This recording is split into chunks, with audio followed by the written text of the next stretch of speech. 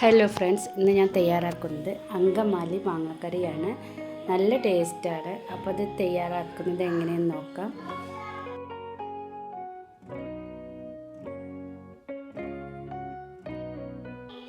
അതിനുവേണ്ടി ഒരു മാങ്ങ ഞാൻ എടുത്തിട്ടുണ്ട്. അത് തൊലി കളഞ്ഞ് കഷ്ണങ്ങളായി മുറിച്ചെടുത്തതാണ്. ഒരു ഉള്ളി ചെറുതായി മുറിച്ചതാണ്. ഇനി അതിലേക്ക് ഒരു കഷ്ണം ഇഞ്ചി ഇതാ നീളത്തിൽ അരിഞ്ഞതാണ്.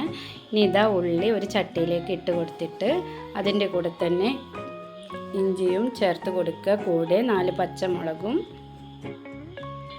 ഇനി ഇതിലേക്ക് ഇതാ പൊടികളാണ് ഇട്ട് കൊടുക്കുന്നത്.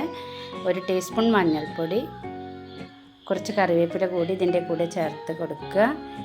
ഇനി ഇതിലേക്ക് വേണ്ടത് മല്ലിപ്പൊടിയാണ്. 2 ടീസ്പൂൺ മല്ലിപ്പൊടി കൂടി ചേർത്ത് കൊടുക്കുക. ആവശ്യത്തിനുള്ള ഉപ്പ് കൂടി ചേർക്കുക. ഇനി ഇതിലേക്ക് ചേർക്കുന്നത് 2 ടീസ്പൂൺ സുർക്കയാണ് കേട്ടോ. ഇനി ഇതിലേക്ക് 2 ടീസ്പൂൺ വെളിച്ചെണ്ണ കൂടി ചേർത്ത് കൊടുക്കുക.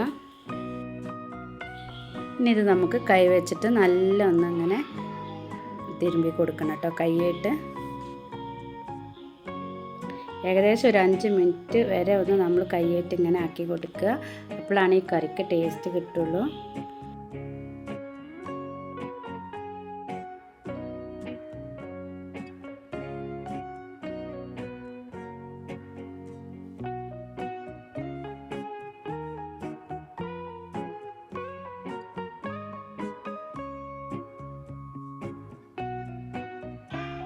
അപ്പോൾ ഇതാ ഇതുപോലെ ആയി കിട്ടിയിട്ടുണ്ട് കേട്ടോ. ഇനി ഇതിലേക്ക് നമ്മൾ മാങ്ങ ചേർത്ത് കൊടുക്കണം. എന്നിട്ട് ഒന്നും കൂടി നമ്മൾ നല്ലൊന്നും ഇങ്ങനെ കുഴച്ചെടുക്കുക കേട്ടോ.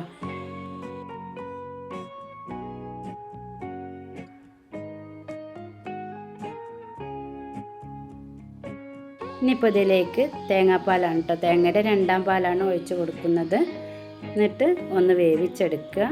ഈ മാങ്ങയും ഉള്ളിയും ഇതൊക്കെ ഒന്ന് വെന്ത് വരട്ടെ.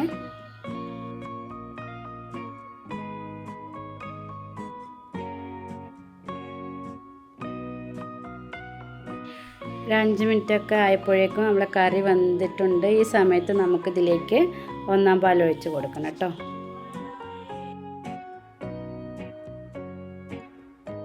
ഒന്നാം പാൽ ഒഴിച്ച് കൊടുത്തതിന് ശേഷം ചെറുതായി ഒരു തിള വരുന്ന സമയത്ത് നമുക്ക് തീ ഓഫാക്കണം കേട്ടോ. ഇനി നമുക്ക് ഇതിലേക്ക് ചെറിയ ഉള്ളിയൊക്കെ അരിഞ്ഞൊന്ന് തൂമിച്ച് ഒഴിക്കണം കേട്ടോ. അതിന് വേണ്ടി ഇതാ 2 ടേബിൾ സ്പൂൺ വെളിച്ചെണ്ണ ഒഴിച്ച് കൊടുക്കുക. ഇനി അതിലേക്ക് ചെറിയ ഉള്ളി ഒരു 8-10 ചെറിയ ഉള്ളി ചെറുതായി അരിഞ്ഞതാണ്. അത് അതിലേക്ക് ഇട്ട് കൊടുക്കുക. അതിൻ്റെ കൂടെ കുറച്ച് കറിവേപ്പില കൂടി ഇട്ട് കൊടുക്കുക കേട്ടോ.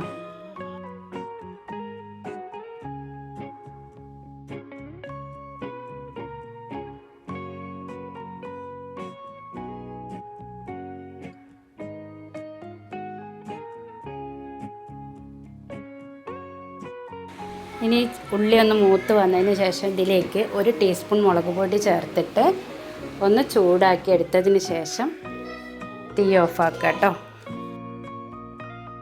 എന്നിട്ട് നമുക്ക് കറിയിലേക്ക് ഒഴിച്ച് കൊടുക്കാം.